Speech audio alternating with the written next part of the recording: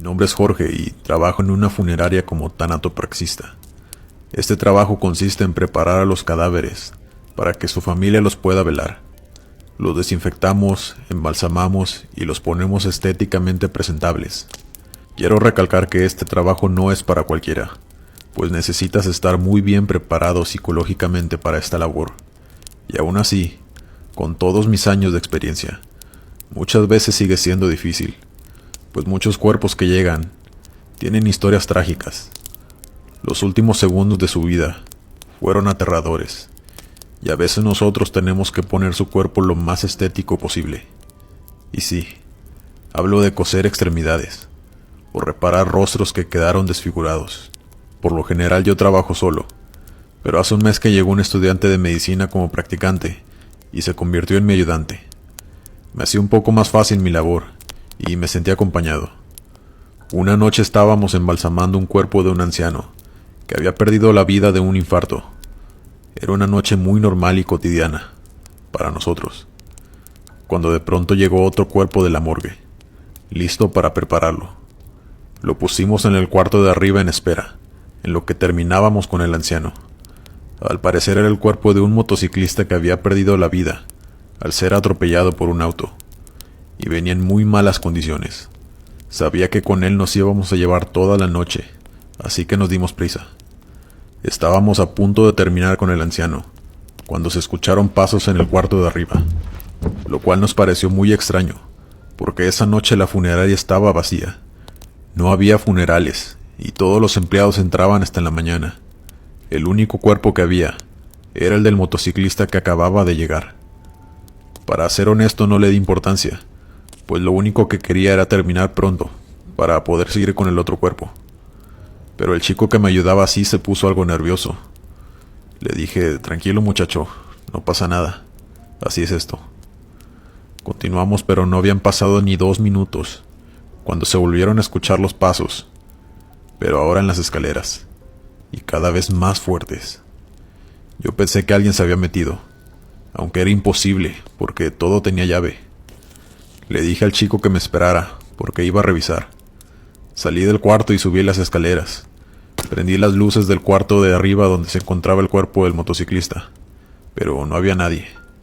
Estaba todo solo y callado. Pero al bajar las escaleras, vi tirado un oso de peluche, lo cual se me hizo extraño, pues ese oso no estaba ahí antes cuando llegamos a trabajar. Lo único que pensé fue que debía ser de algún niño que había asistido a un funeral el día anterior, y se le había quedado, aunque no me explicaba qué hacía hasta la entrada de los cuartos donde preparamos a los cuerpos. El acceso ahí está prohibido para personas que no sean empleados. Lo recogí y lo puse en una mesa para entregarlo a la recepcionista al día siguiente, por si alguien venía a buscarlo. Terminamos con el anciano y subimos por el cuerpo del motociclista. La verdad sí nos impresionamos mucho al ver el estado en el que venía. Empezamos a trabajar con el cuerpo. Yo mandé a mi ayudante por unas herramientas que necesitábamos a otro cuarto. En eso me tomé unos segundos para revisar mi celular, dándole la espalda al cadáver. En eso escuché un murmullo que me erizó todo el cuerpo. Escuché claramente que alguien me susurró al oído: entrégaselo.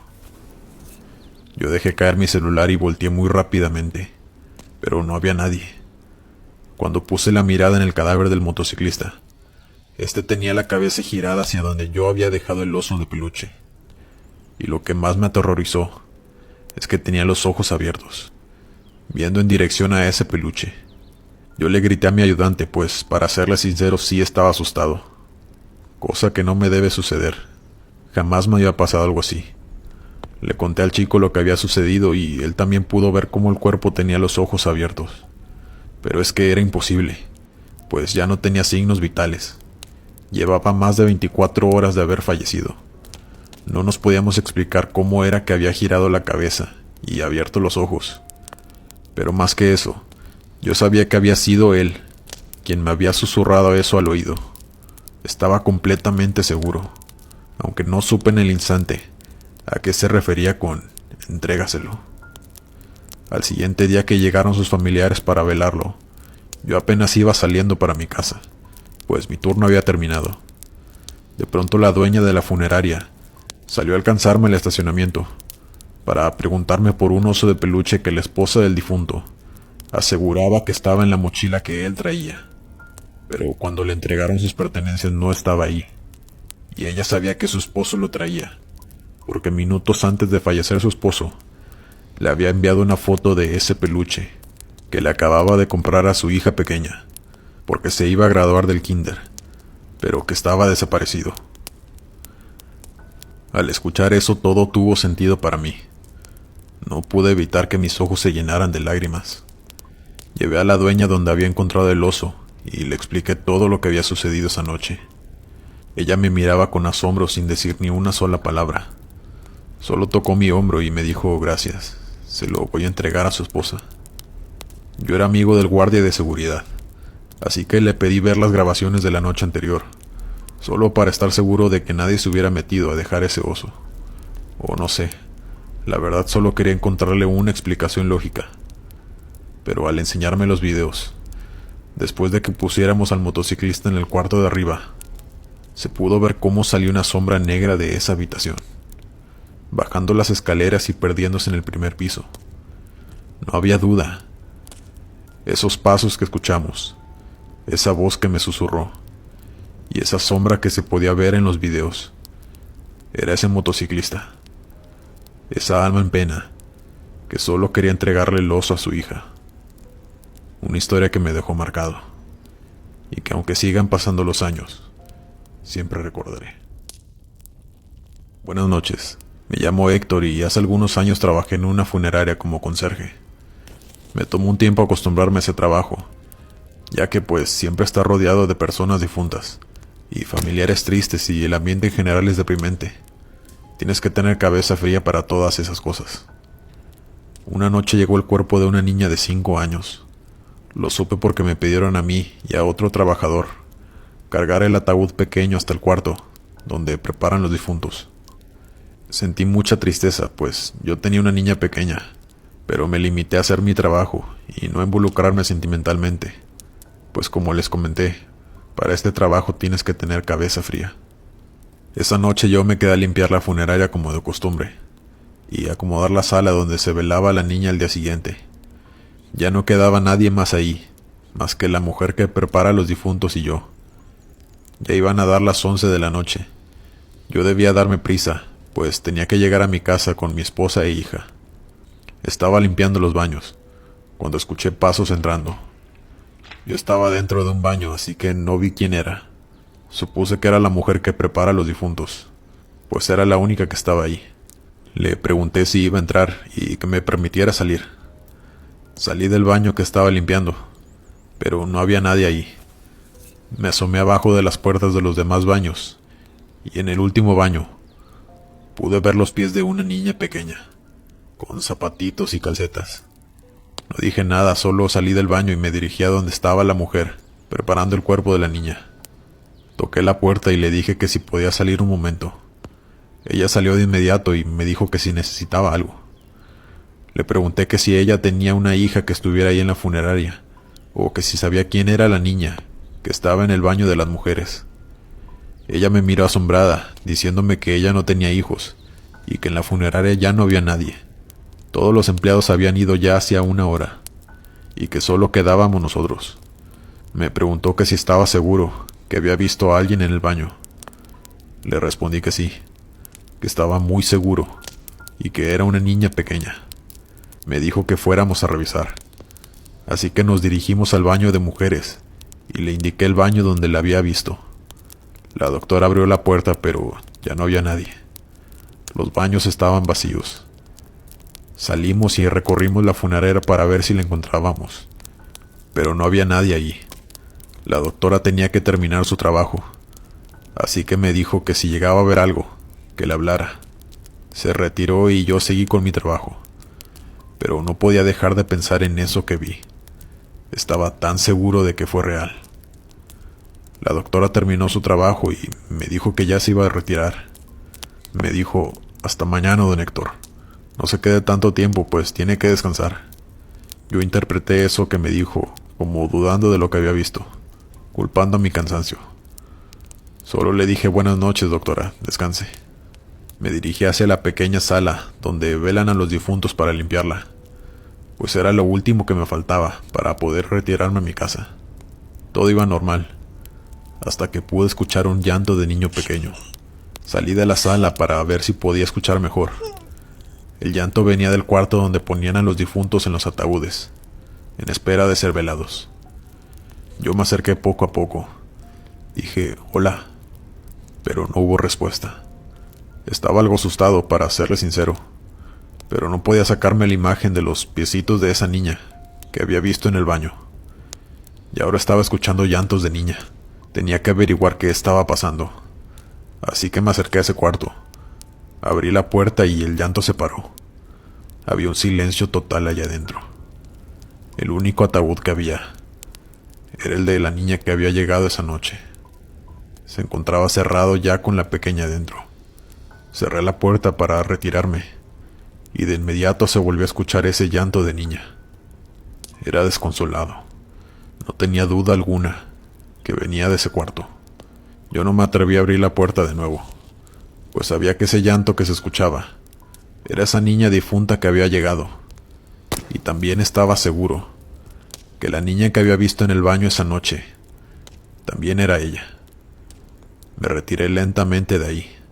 Tomé mis cosas y cerré la funeraria. Sentí mucha tristeza de camino a casa, pues no podía dejar de pensar en aquella pequeña. Al día siguiente acudí de nuevo a mi trabajo. Ya estaban velando a la niña. Estaban sus padres junto a ella llorándole, pues ya se iban a llevar a la pequeña al panteón. Escuché a la mamá pidiendo irse junto a ella, pues decía que a su niña siempre le había aterrado la oscuridad, que no le gustaba estar sola nunca de noche. El chofer de la carroza le permitió irse de copiloto, y así fueron retirándose todos. Ahí fue cuando comprendí que aquella pequeña no quería que me fuera esa noche. No quería estar sola y a oscuras. Por eso lloraba sin parar. Yo quedé muy afectado después de ese suceso. Así que mi esposa habló conmigo y me dijo que renunciara, que mejor buscara otro trabajo, pues me costaba mucho conciliar el sueño después de eso. Una semana después renuncié, pero eso no quitó que hasta la fecha me acuerde de esa pequeña, que lloraba para que no la dejara sola, en la oscuridad. Mi nombre es Gustavo. Yo fui empleado de una gasolinera a las afueras de mi ciudad. Mi turno era el de la noche, ya que por el día tenía que asistir a la universidad. Esa gasolinera estaba ya a varios kilómetros. No había ninguna construcción alrededor, solo monte. Era muy tranquilo. La verdad es que por la noche casi no había clientes. Por mucho llegaban 5 clientes en toda la noche. Por eso me gustaba, porque así podía hacer mis tareas sin tantas distracciones. Y no, para nada me daba miedo estar solo. Pero una noche, todo cambió. Era eso de las 2 de la mañana.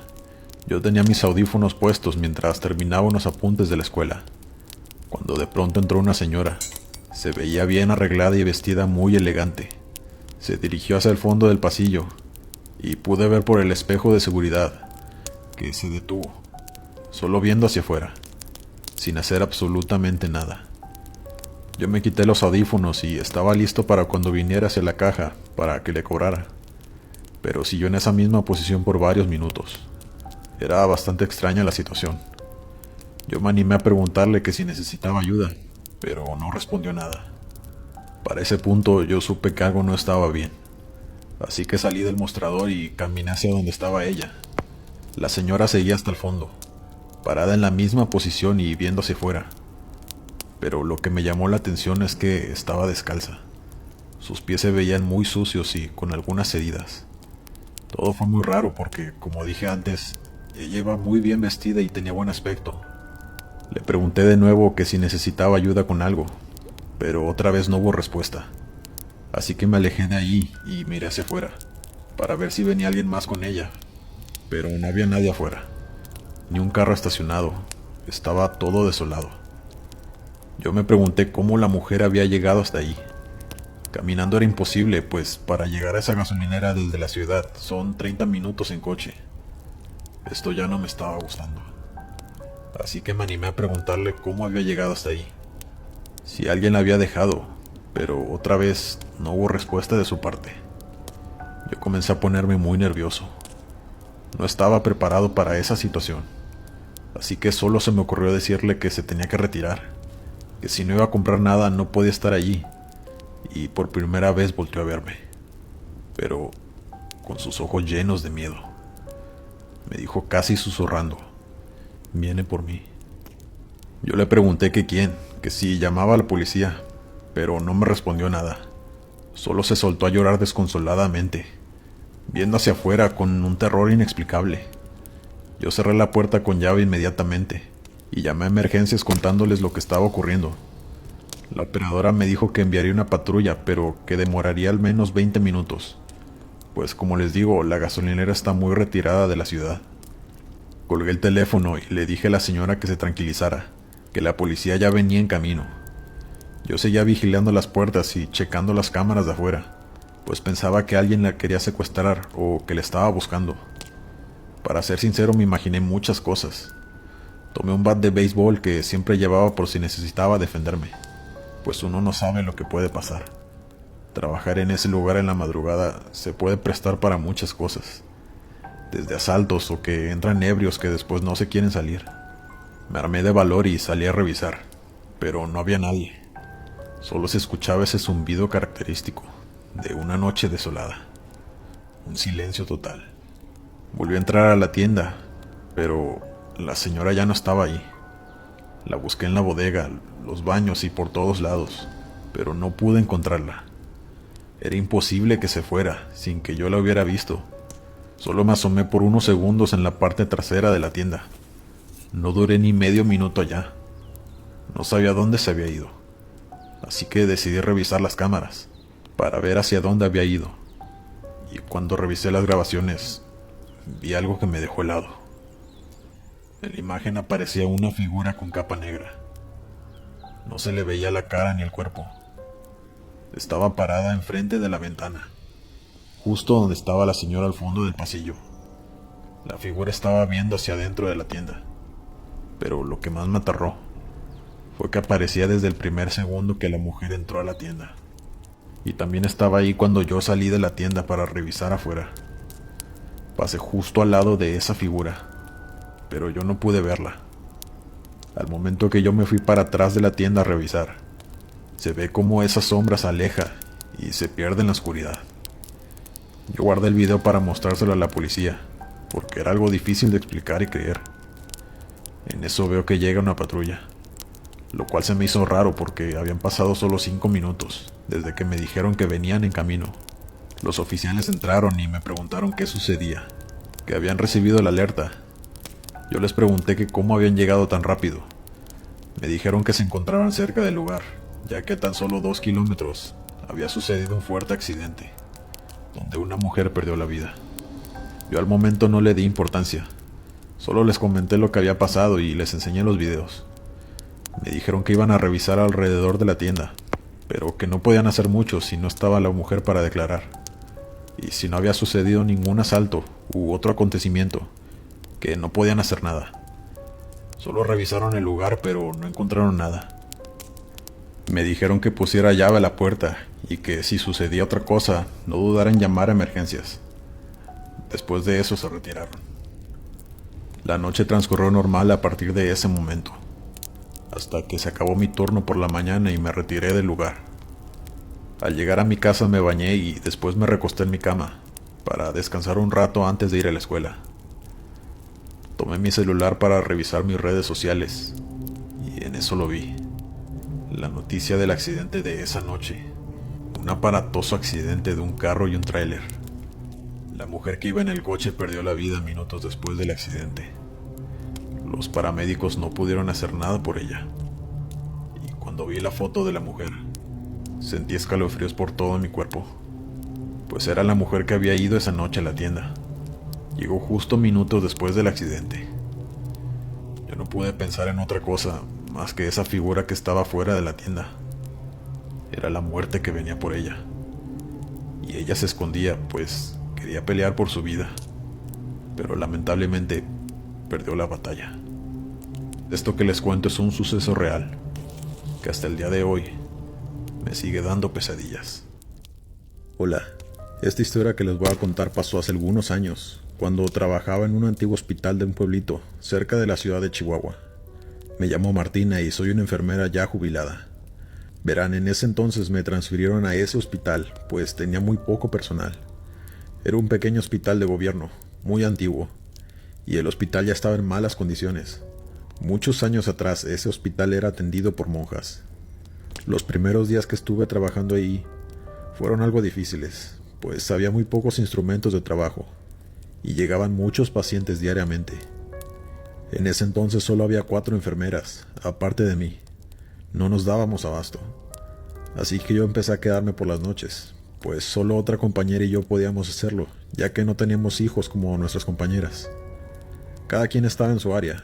Yo cuidaba a 4 adultos mayores que estaban a mi cargo por las noches. Una madrugada, por eso de las 2:30, escuché que uno de mis pacientes me llamaba. Yo fui rápido para ver qué necesitaba. Se trataba de doña Elenita, así le decían de cariño. Era una señora de la tercera edad quien estaba ahí por problemas en los pulmones, quien siempre debía estar conectada a una cánula nasal, que es una manguera que pasa oxígeno a los pacientes que lo necesitan. Cuando llegué a su habitación, la señora tenía una cara de terror. Me dijo que una monja había entrado a su cuarto, sin decir ni una sola palabra, que tenía la cara tapada con un velo, y que tomó su muñeca y la empezó a apretar con mucha fuerza. Que por qué contrataban esa clase de gente. Yo lo primero que hice fue revisarle su muñeca y, efectivamente, tenía una mano grande marcada. Yo me asusté muchísimo, pues no había monjas en ese lugar, y nadie podía entrar en esa zona por las noches, pues la puerta que daba a esas habitaciones estaba cerrada con seguro y solamente el personal del hospital tenía llave, pues no se podían colar visitas después de cierta hora. Así que le pregunté a la señora que si estaba segura de lo que había visto, porque en el hospital solamente estábamos la otra enfermera y yo. Los guardias se encontraban en la recepción y, como dije, no había acceso a los cuartos. Me contestó muy segura, afirmando lo que me acababa de contar, que cuando ella empezó a gritar, la monja salió del cuarto rápidamente. Yo salí de ahí muy confundida. Primero fui con mi compañera para comentarle lo sucedido. Ella estaba aún más sorprendida que yo. Me dijo que ella no había visto a nadie por ahí. El hospital estaba vacío. Me dijo que fuera con los guardias para preguntarles, así que eso hice. Pero me dijeron que nadie había entrado al hospital, que ellos no se habían movido de su puesto para nada. Así que si alguien hubiera ingresado, ellos se hubieran dado cuenta. Regresé a mi trabajo desconcertada. Fui a revisar a mis otros pacientes y estaban dormidos. Pero cuando entré de nuevo al cuarto de doña Elenita, se encontraba sin la manguera para respirar, ya sin signos vitales. No pudimos hacer nada por ella. Al día siguiente yo le comenté al doctor lo que ella me había contado antes de fallecer, que alguien tuvo que haberle quitado la manguera de su nariz. Pero el doctor me dijo que era una señora ya grande, y que tal vez lo que me contó fue porque ya estaba agonizando, que probablemente había sido ella misma quien se la había quitado. Y respecto a la huella que vi en su muñeca, el doctor me comentó que en la autopsia no habían podido detectar nada. Me dijo que ya lo superara, que doña Elenita estaba ya en mejor lugar, que no me preocupara. Yo intenté olvidarlo, pero en el fondo sabía que algo no andaba bien. La siguiente noche acudí a mi trabajo normalmente. Esa noche solo tenía 3 pacientes, cuando escuché que uno de ellos, un señor también de la tercera edad, estaba platicando con alguien en su cuarto. Yo fui a revisar ya que no estaban permitidas visitas, pues ya pasaban de las 10 de la noche. Pero cuando entré no había nadie más que el señor. Le pregunté que con quién platicaba. Me dijo que con una monja que había entrado para hacer oración por él, que se había parado enfrente de su cama sosteniendo un rosario, sin decir una sola palabra, solo viéndolo. O eso creía él, pues no podía ver sus ojos porque estaban cubiertos con un velo negro. Me dijo que le estaba preguntando quién era, pero que ella nunca le contestó. Yo salí corriendo de ahí hacia la recepción, donde se encontraban los guardias. Les pregunté que si las cámaras de seguridad que había en los pasillos funcionaban, me respondieron que solo unas pocas, así que pedí ver los videos. En ellos pudimos ver cómo una mujer alta vestida de monja se paseaba por los pasillos del hospital, entrando a algunas habitaciones, y cuando salía de ellas, se desvanecía su silueta. Cuando los guardias vieron eso, fueron a revisar todo el hospital, pero no encontraron nada. Yo estaba algo asustada, pero tenía que regresar a mi puesto de trabajo. Los guardias me dijeron que iban a estar alerta, que cualquier cosa les avisara. Así que volví a la habitación de aquel señor. Pero cuando entré, vi algo que me dejó sin aliento. El señor se encontraba sin vida, con los ojos abiertos y con un rosario encima de su pecho. Cuando llegaron a recoger su cuerpo, yo me solté a llorar. Estaba muy confundida, pues el señor no estaba grave. De hecho, muy pronto lo íbamos a dar de alta, pues estaba mejorando cada vez más.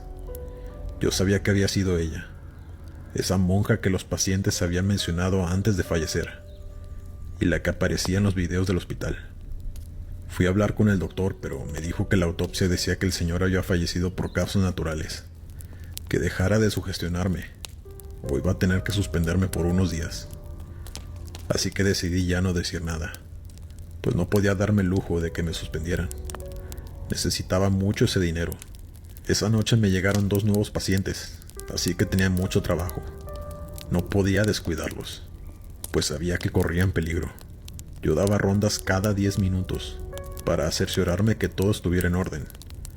No había pasado nada, hasta que, a eso de las 3 de la mañana, pasé por el cuarto de una paciente que había llegado ese día. Tenía la luz de su cuarto apagada, pues ya estaba dormida. Cuando me asomé por la ventana, vi una sombra muy grande, parada en la esquina de su cuarto. Yo quise abrir la puerta para encender la luz, pero estaba cerrada con llave, lo cual era imposible, pues la paciente no podía levantarse por sí misma a cerrarla. Así que saqué mis llaves de inmediato, pero no podía encontrar la de esa habitación. Cuando volví a voltear, esa sombra se estaba moviendo hacia la cama de la señora, muy lentamente. No puedo explicarles la adrenalina que sentía al no poder encontrar la llave para entrar a ayudar a la señora. Lo único que pude hacer era gritar que no le hiciera nada, que por favor la dejara en paz. Pero entre más se acercaba a la cama, más iba tomando forma. Era esa monja, con túnica negra y ese velo que le cubría el rostro. Pero cuando le pude ver las manos, quería desmayarme, pues las tenía pálidas, con las venas salidas de color morado, uñas sucias, largas y descuidadas. Sabía que eso no era humano. Sabía que no tenía buenas intenciones. Así que grité muy fuerte para pedir ayuda, pues ninguna de las llaves abría la puerta. Pero nadie me escuchó. Yo le imploraba, le decía que se fuera y que no lastimara a la señora. Pero parecía que le gustaba que yo estuviera observando todo. La señora se despertó con mis gritos, cuando vio de frente a esa monja parada justo al lado de ella. La señora gritó con un miedo intenso en su mirada. De pronto se desvaneció, poco a poco en su cama, quedando inmóvil con sus ojos abiertos. Había fallecido. Yo me tiré al piso a llorar, a gritar desconsoladamente. ¿Por qué estaba pasando esto? En eso llegó mi compañera corriendo, preguntando qué pasaba, que por qué estaba así. Yo no podía hablar, solo pude decir que la señora había fallecido, que la monja le había quitado la vida también a ella. Mi compañera no entendía de lo que hablaba. Abrió la puerta como si nada, ya no tenía llave. Las dos entramos y prendimos la luz. Ahí estaba la señora, sin vida en su cama, pero la monja ya no estaba. Yo no podía parar de llorar. Esa misma mañana presenté mi renuncia, pues ya no podía con toda esa presión y que nadie me creyera, ni siquiera los guardias que también la habían visto en aquel video. No había evidencia de que las víctimas hubieran sido privadas de la vida. Todas las autopsias arrojaban que fallecían de muerte natural, así que no había nada que hacer. Después de presentar mi renuncia, fui a la iglesia del pueblo a confesarme, pues necesitaba hablar con alguien. y en ese tiempo no había terapias psicológicas, por lo menos no en ese pueblo, pues aún no era muy común. Le conté al padre lo que viví. Me dijo que él sí me creía, que estaba casi seguro de que esa monja de la que hablaba era la madre superiora que en aquel entonces lideraba el hospital. Me dijo que su tío, que también fue sacerdote, le había contado que ella era una mujer fría, que solo le interesaba el dinero y aprovechaba su puesto para robar, pero que un día se enfermó de cáncer y se rumoraba que cuando ya estaba muy grave, las hermanas habían decidido desconectarla, pues no tenía familiares ni nadie quien cuidara de ella, y que él creía que su espíritu seguía deambulando por ese hospital, vengándose de lo que a ella le hicieron, pues ella no quería morir.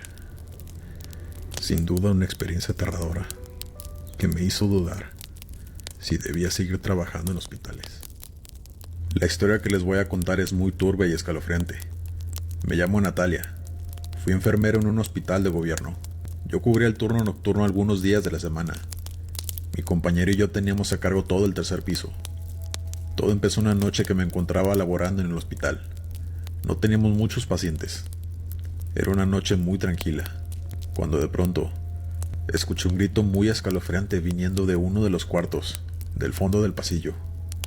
Yo corrí de inmediato a revisar los únicos 2 cuartos que estaban ocupados esa noche en ese pasillo.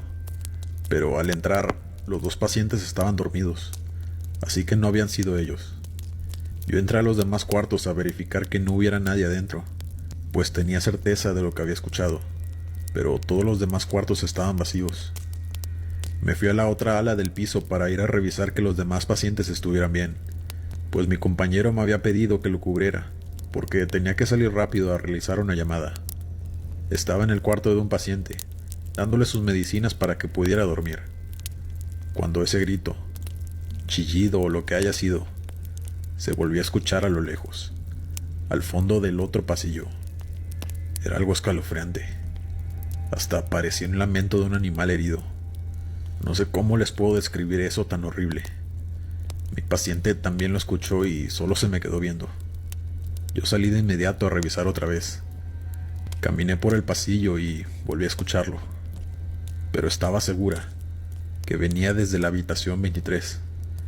Me acerqué a la puerta y lo pensé 2 veces para poder abrirla, pues sentía miedo.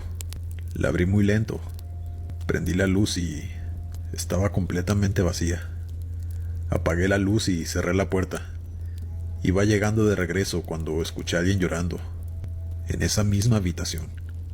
Era un llanto como de un niño pequeño. Ya no quise regresarme a abrir esa puerta. Preferí esperar a mi compañero, pero seguí escuchando esos llantos y quejidos. Era muy aterrador. Por fin regresó mi compañero y le conté todo lo que sucedió. Le pedí que me acompañara a revisar de nuevo, pues todo el tiempo que no estuvo, se escuchó que alguien lloraba en esa habitación. Así que ambos fuimos a revisar. Mientras más nos acercábamos, más podíamos escuchar cómo un niño lloraba allá adentro. Él me hizo una seña para que guardara silencio mientras abría lentamente la puerta. Pero al abrirla por completo, el llanto paró. Encendió las luces y la habitación se encontraba vacía. Estábamos muy impresionados. Nos retiramos de ahí e intentábamos encontrar alguna explicación, pero no la había. Mi compañero tuvo que seguir con su trabajo en su área, y yo me quedé ahí en la mía, atendiendo a los demás pacientes.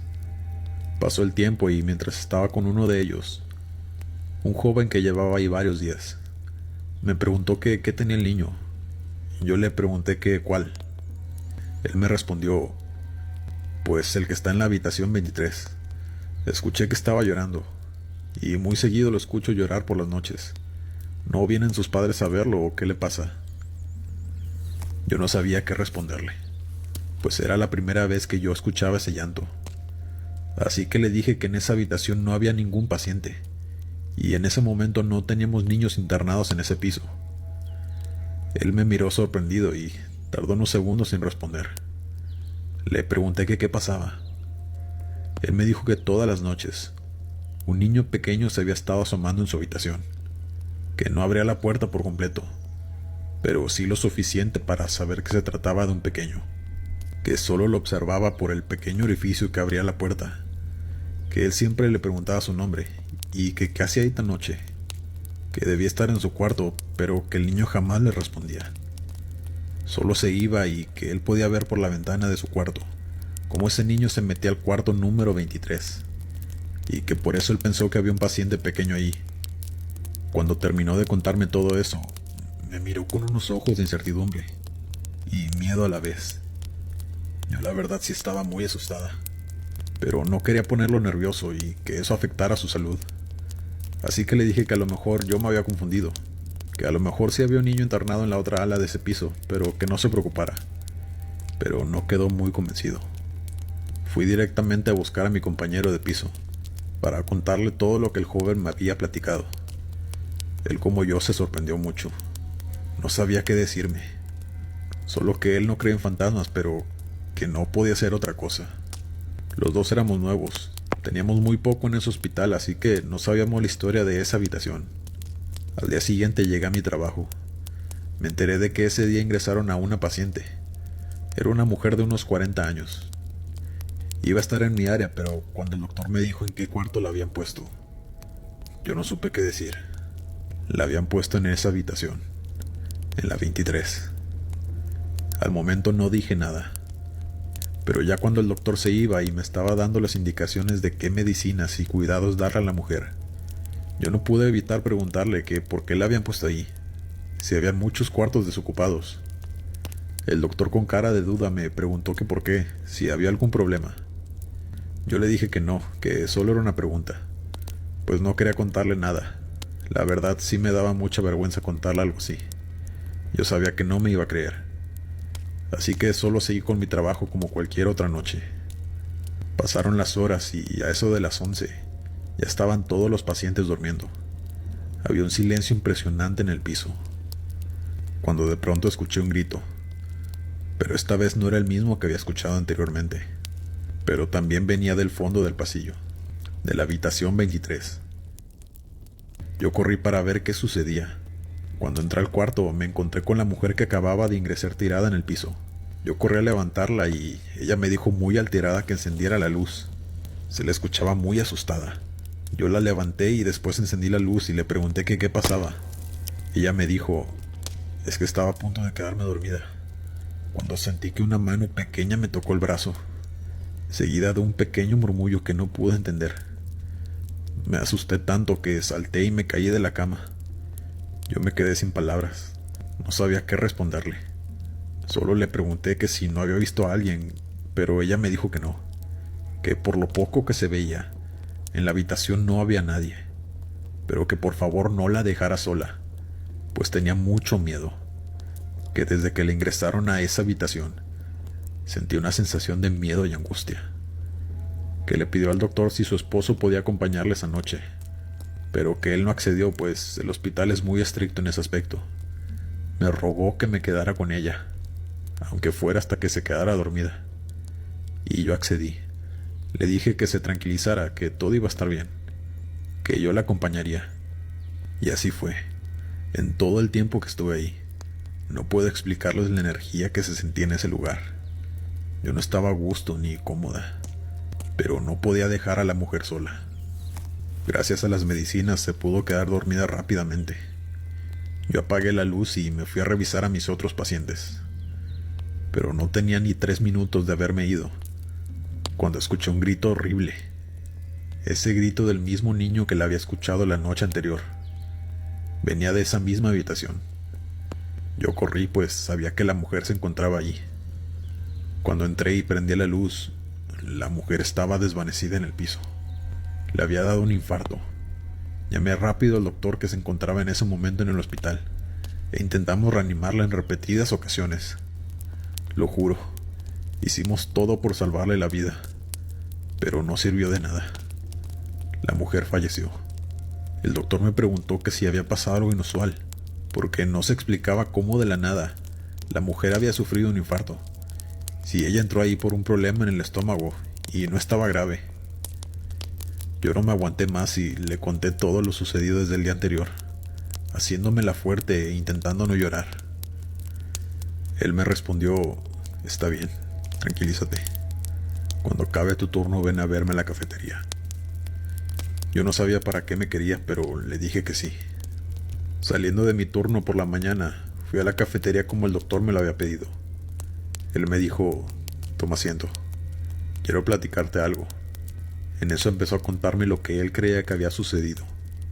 Él llevaba ya muchos años trabajando en ese hospital. Ya era un doctor grande de edad. Me dijo que cuando él tenía muy poco tiempo trabajando allí, ese lugar le pertenecía a un ex senador muy poderoso en ese entonces. Y que esto que me iba a contar, por mi bien, no podía salir de ahí. Que no podía contárselo a nadie, por mi propia seguridad. En ese entonces, ese hospital se utilizó muchas veces para hacer cosas delictivas.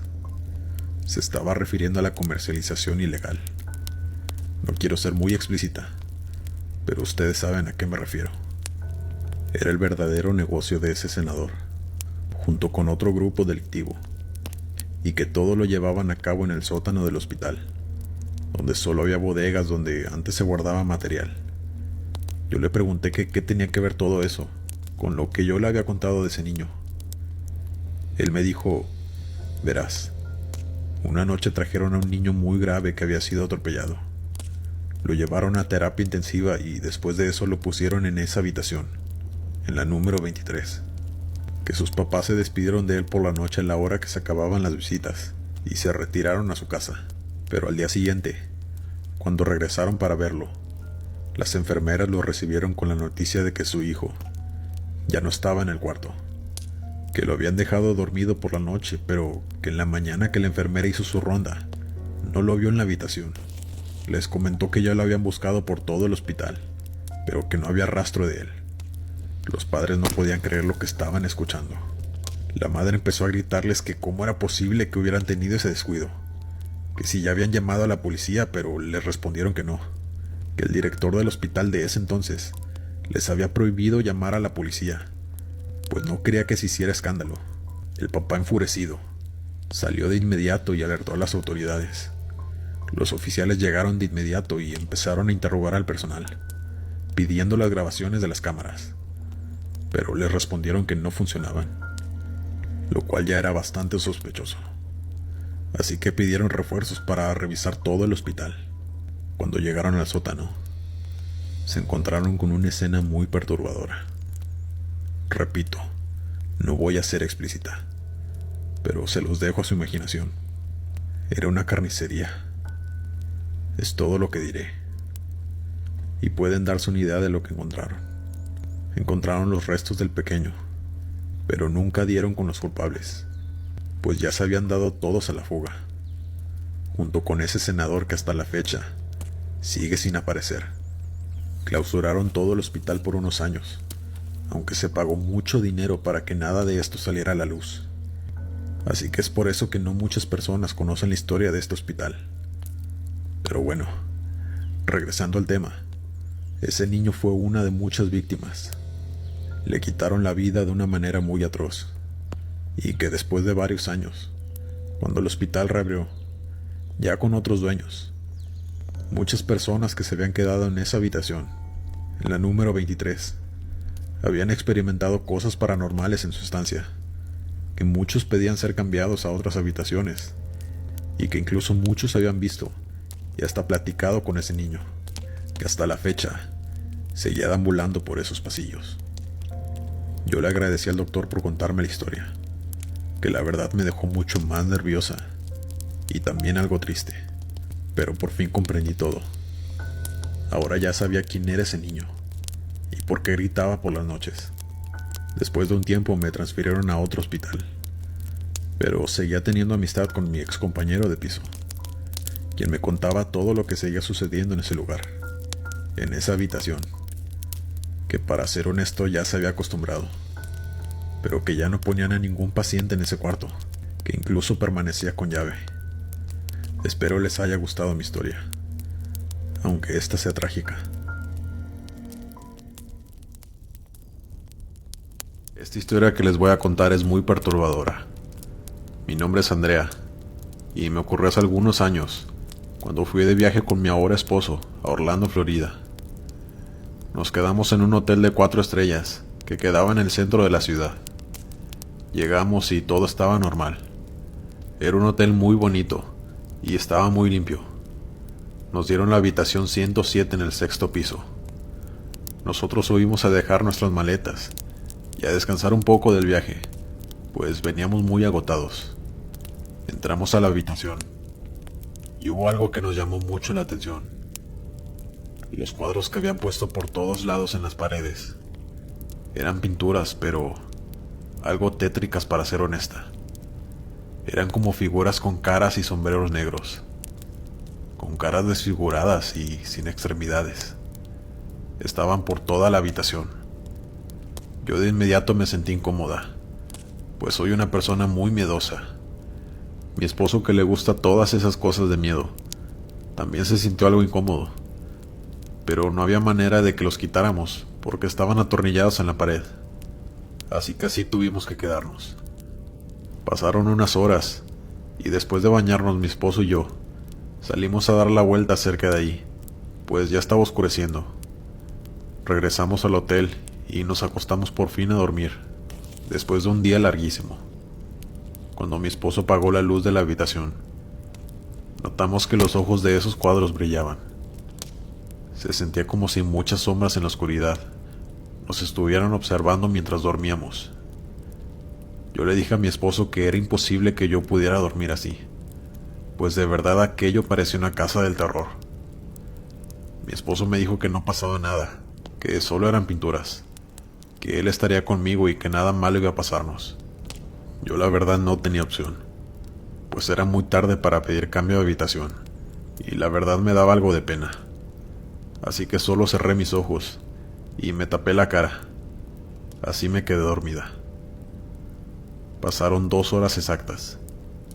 Ya eran las 2 de la mañana, porque chequé mi celular cuando me desperté de golpe, porque escuchaba voces platicando muy cerca, pero eran más como murmullos y risas. No podía distinguir lo que decían, pero se escuchaban en los cuartos de al lado, o eso me imaginé yo. Así que desperté a mi esposo para decirle. Él me dijo: eso es aquí adentro. Se me paró el corazón por un segundo y le pregunté que cómo que aquí adentro.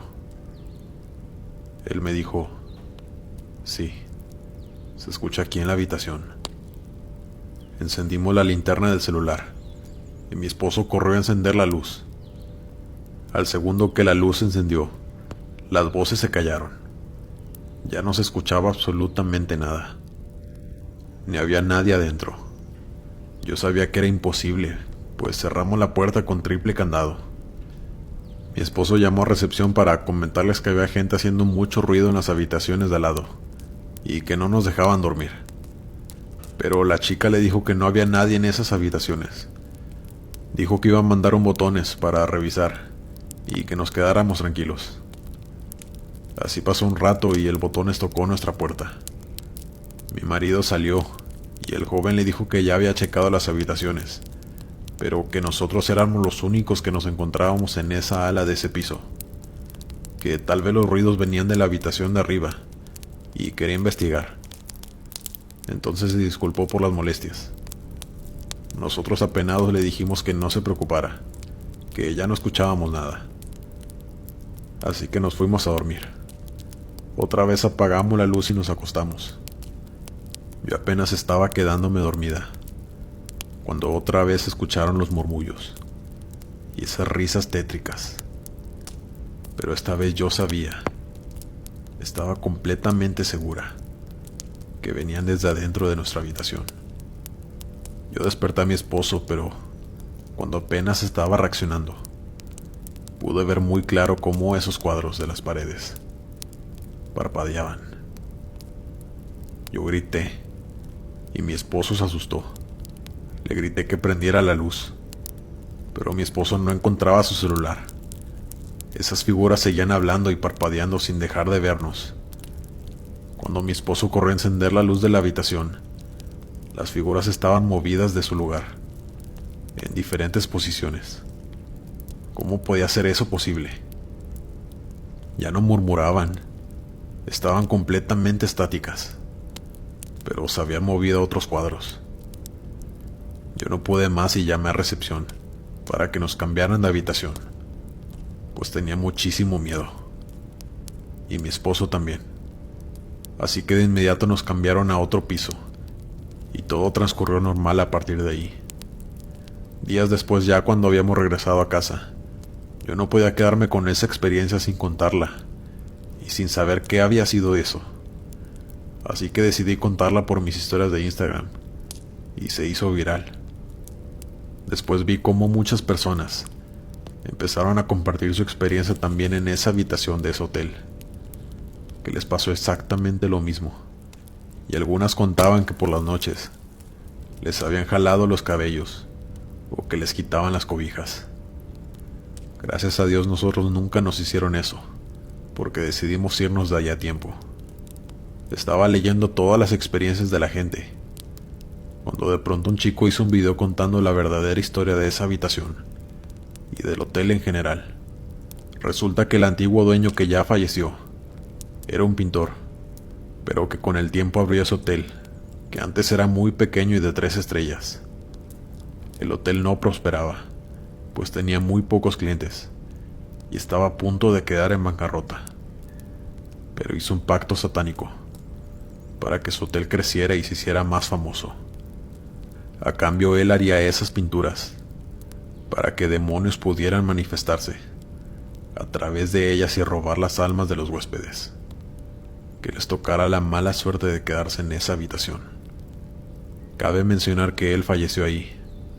En esa misma habitación se quitó la vida, o eso se cree, pero las personas están seguras de que fueron ellos quienes se lo llevaron, pues el hombre tenía planeado cerrar el hotel, pues seguramente ya no podía con eso que había invocado, y quería deshacerse de ellos de alguna manera, y olvidarse de ese error que había cometido y seguir con su vida. Pero ellos no lo dejaron. Esos demonios siguen en esa habitación, aunque después de la viralidad que tuvo mi historia y todas las demás que la gente había contado, clausuraron esa habitación. El hotel sigue funcionando, pero esa habitación ya no es habitable para huéspedes, aunque me sigo preguntando si habrán podido deshacerse de esas pinturas.